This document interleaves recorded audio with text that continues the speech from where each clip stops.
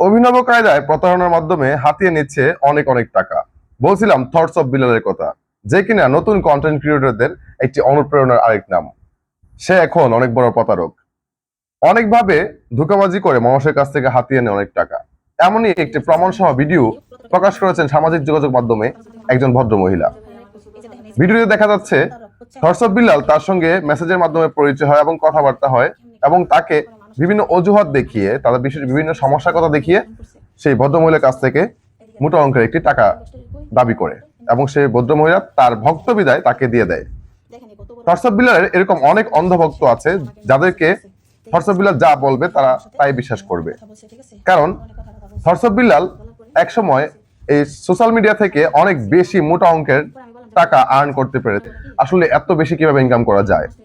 তো সেইভাবে কিন্তু থটস অফ বিল্লাল সবার কাছে একটা ভাইরাল মানুষ হিসেবে প্রকাশিত হয়ে গেছে। আদৌ কি সামাজিক যোগাযোগ মাধ্যমে কি এত টাকা ইনকাম করা যায়, নাকি সবকিছুই থটস অফ বিলালের খুব নিখুঁত প্রতারণার ফাঁদ? অনেকে কিন্তু থটস অফ বিলাল থেকে বই কিনছে, থটস অফ বিলাল থেকে টাকা দিয়ে তার সাথে ভিডিও করছে। আসলে কি সবাই কি খুব বেশি সফল হয়ে গেছে, নাকি নিজের কোয়ালিটি বা নিজের একটা ক্রিয়েটিভিটি দরকার আছে এসব কন্টেন্ট ক্রিয়েটরের জন্য?